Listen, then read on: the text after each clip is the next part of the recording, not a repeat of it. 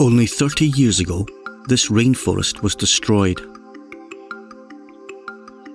But after a decade of painstaking conservation work, there has been a remarkable change. Even endangered groups of spider monkey have returned to this forest. They thrive once more in its canopy, a safe distance from predators on the forest floor. This young monkey is learning how to access newly returned nutrients in the treetops.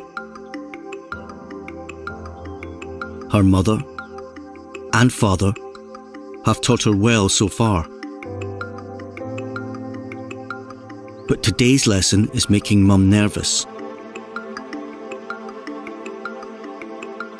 They will need to leave the safety of the canopy to feed in an area of clay on the forest floor. But many predators also seek its rich minerals and use it as a hunting ground.